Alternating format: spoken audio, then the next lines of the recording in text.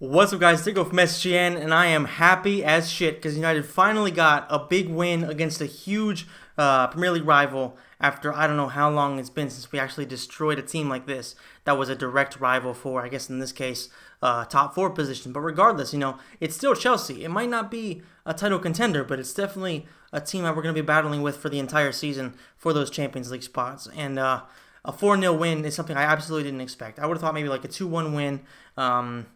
But nothing more than that. I thought that Chelsea, if you look at the result, if you look at the teams, I guess you should say, I think from a midfield point of view, apart from Paul Pogba, they definitely have more quality. What I didn't expect is Conte to be on the bench. That's just hilarious by Frank Lampard. I don't know exactly why that was the case, but regardless, he did start on the bench. And I don't know, like Jorginho, he's a good player and all, but he's no N'Golo Kante. So I have no idea why he would start Jorginho and not Conte if given the option to start, both of them. And then Ross Barkley had an okay game at times.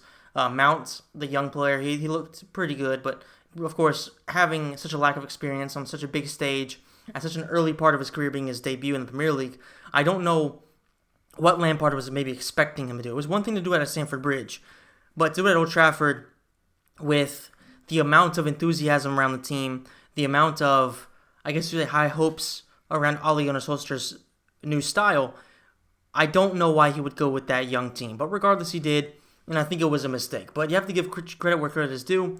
For the first 15 to 20 minutes, Chelsea were on top of their game. They hit a post, and they were looking like they could possibly go on to hit us early, get a two, maybe even, I don't know about three, but definitely get a 2-goal lead early on and kind of shut us up very early. But thankfully, Kurt Zouma, and I now know why Paul Pogba keeps him around as one of his best friends, he gave us a penalty in a situation where, yes, Rashford was in a very dangerous spot on the pitch, but it was very controllable, I think. So he made a mistake, gave us a penalty, and Rashford executed with just a picture-perfect penalty. It was pretty much unstoppable, and it made it 1-0. From then on, Chelsea were most certainly on the back foot. You could definitely see the confidence building under United, both offensively and defensively, because you saw Wan-Bissaka moving up a lot more. You saw Harry Maguire moving forward a lot more, getting more possession, and just kind of building up play from the back. You saw Victor Lindelof as well, mixing in the passes with Maguire, and it just looked like there was a lot of confidence among the back four, and that's always a huge thing, because that means that offensively, the team can do better, because if the defense is stable and the defense is confident, you don't necessarily need Pogba to be doing so much work defensively. You don't need McTominay to be so worried about having to cover like he was last season, or in the case of Matic and stuff like that. And I just think that the midfield in general, from that moment on, had a lot more confidence and was a lot more stable and was pretty much in control of the match. There were some moments here or there where Chelsea were doing a pretty good job on the counterattack, and they did another post later on in the match, but it didn't matter because Rashford just had an excellent performance. He's got himself a brace. I was hoping to see him get a hat trick, but it wasn't his day, I guess, for that. But regardless, it was a very, very solid performance from Rashford. And Martial got himself on the score sheet. I think there were some moments where throughout the match he possibly could have done a little bit better in terms of being more direct. Like there were a lot of times where he would maybe try to get past one last man. Like he would get past one, maybe even two. He would go for that last dribble, and that would just kind of cost him a little bit. But if he can improve on that, be a bit more decisive, and be just a bit more direct, really, I think that's going to be a phenomenal season for him, especially with a guy like Rashford who has so much pace. He's very physically strong, and he has a very, very good sense of just inserting himself behind the defense. He's a very, very good job. He does a very good job of getting behind the defense and really mixing it alongside the striker, the number 10 as well as the right winger. So I think that from start to finish, apart from the early 15 minutes, I guess you could say, pretty much Solskjaer's selection was perfect because you figure he went with a very solid back four. And like I've been saying, this is arguably the best back four in the league. Luke Shaw, he's improved leaps and bounds over the past couple seasons. Victor Lindelof, same thing. Last season, he was easily our best defender.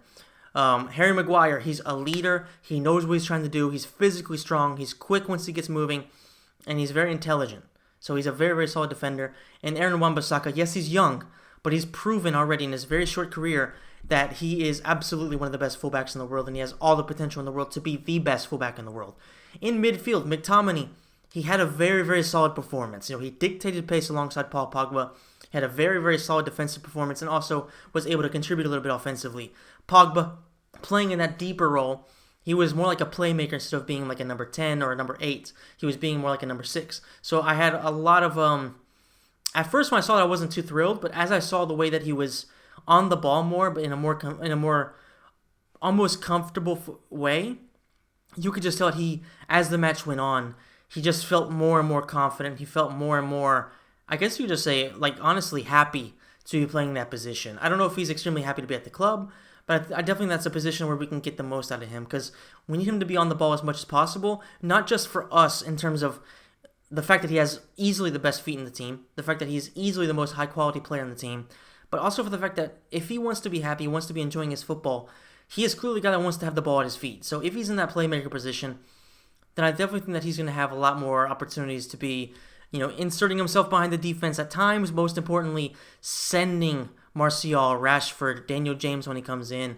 Jesse Lingard, sending those players in behind the defense, and I think that's where he's going to really excel this season if he continues to play in this type of position, and if we can continue to keep him pretty happy in that number, in that number 6 position, more or less. So I'm very, very happy to see him have a very solid performance, but most importantly, the offensive lineup, between Martial, Rashford, and Lingard, it was just, and of course Andres Pereira, I have to give him a lot of credit as well, because he had a great assist for that second goal. All 4 of them were gelling very well. They were alternating their positions pretty often, because the best thing about our lineup is the fact that there are no reference points. So if you're a center defender, you can't just say, listen, Martial's going to be the furthest person up the pitch. I'm going to stay around him, and from then on, from him moving backwards, or moving forward, I guess, in their point of view, there isn't going to really be anybody attempting to get in behind except for maybe the wingers. So that's the fullback's job. But if there is no reference point for the defenders because they're constantly mixing in their positions, they're constantly just swapping around, it makes it a hell of a lot more difficult for these slower center backs to kind of track their positioning and really understand when the run's going to be made. So I just think that it was an excellent overall performance from the team, especially offensively. Like, defensively, like I said, for the first 15 minutes, we were looking kind of at risk. But on the counterattack, ever since we got that first goal, and realistically, we could have scored with Martial, who had a pretty poor shot. I think he probably should have scored that one. But regardless, from that moment forward, as soon as we got the first goal on, we pretty much never looked like we were in severe danger, except for Emerson Palmieri hitting a very, very solid crossbar. So it was definitely a tough match at times. But I think that this was a very, very great match for United in terms of building confidence. Now, this in no way whatsoever makes me think we can compete for the title. No way whatsoever. What this does make me think is that potentially the team has finally gotten over that laziness and has possibly finally reached a level of concentration to where we can actually compete with the top teams. Because last season, David De Gea made a mistake which cost us the result against Chelsea. Same thing against Arsenal. He made mistakes in, I think it was December. I think they played the first match of the season against each other, and that cost us pretty badly. So overall, if we can keep the concentration up, if these players can reach the potential that we know they have, and if they can even just consistently play at a solid level, we have all the tools needed to realistically finish in the top 4. I don't know if we'll finish top 3 above Tottenham, but seeing them yesterday against Aston Villa, yes, of course they ended up getting the 3-1 win, but they showed some of the typical Tottenham holes, some lack of concentration, some lack of mentality. And yes, they got the win, like I said, but there were still some typical Tottenham issues. So I think that Tottenham are definitely going to be a team that could potentially get themselves up towards the top, but they always have that opportunity, that potential of really blowing it and failing to get themselves among the top 3 or 4. So I guess we'll just have to see what happens there. I think my cat's going to, yep, there he goes. Whatever, it's a great day to be alive, so I'm going to hang out with my cat, Cat Ulo. Regardless, I think that we showed today that we have all the talent and skill needed to finish among the top 3. I don't know about the top 2, probably not the top 1, but I think that the team is definitely good enough to be able to compete for the top 4 and possibly even maybe get ourselves at least until, let's just say February or March among the top 2 and competing at least for a decent amount of the season. So this, most importantly, doesn't need to just be a solid 3 points against rivals, historical rivals, I guess you could say. This needs to be 3 points that really push the team forward over the next few months.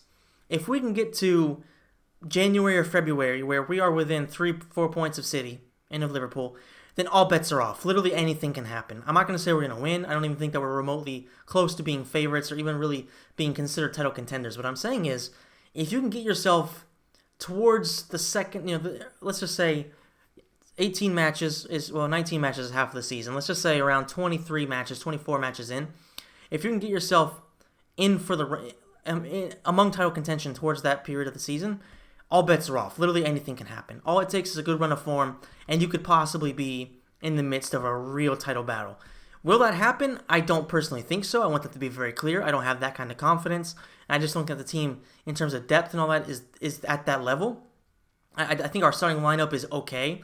I'm not going to say it's great, but it's definitely pretty good. And on the counterattack, if things are working out, then we can pretty much hurt any team in the world. But I just don't think that we have what it takes to go in the long run. And realistically, I think that our objective for this season has to be win the Europa League and finish in the top 3. That's pretty much, I think, realistically our goals. And of course, hoping to win the title, but being pretty honest about that. Yeah, I don't know. I'm extremely happy. Like, coming into this match, like I said, I thought maybe a 2-1 win would be a great result, something that we could possibly build on. But a 4-0 against bitter rivals, against a team that's definitely going to be competing with us through the entire season for that top 4 spot, that's just a great way to start. So, especially because Arsenal didn't look great. They won 1-0 against Newcastle. Tottenham showed some weaknesses. And yeah, it's a great start to the season.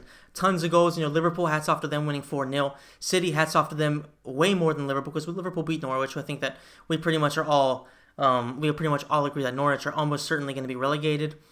West Ham is a much, much more impressive win for City. 5-0 win against West Ham is a huge thing. And then, of course, beating Chelsea 4-0 the way we did, I think, it's just even more impressive. So it's been a great start to the Premier League season. Some ups and downs for certain teams, like I said, Tottenham and Arsenal, who had to really fight to get these wins, whereas City, United, and Liverpool, we just kind of cruised. It's been a great first weekend, a great opening weekend. Like, I'm hoping for a phenomenal Premier League season, and I might be a bit naive for actually believing this year, but I think I'm actually going to be able to enjoy a season for the first time in a long while. Because even when we finished second in the league, there really wasn't a whole lot of joy, because there just wasn't any good football, and realistically, until the very end, there was really no belief that even if we were finishing second, yes, it wasn't necessarily because of our merits, it was more like because of the demerits of the other teams behind us. So this season might be the time that we actually get to see some positive football and some, most importantly, genuine improvements. And I look forward after this match to being at Old Trafford November 9th, if the date is confirmed, seeing United hopefully beat Brighton in emphatic fashion. So that is it for this video, guys. I hope you enjoyed it as much as I enjoyed it, because for the first time in I don't know how long, I've actually been able to do a Man United video and be truly happy. So hopefully you guys liked it, and yeah, hopefully you guys tune in for the next videos. Thanks so much for watching, guys. I'll see you in the next one.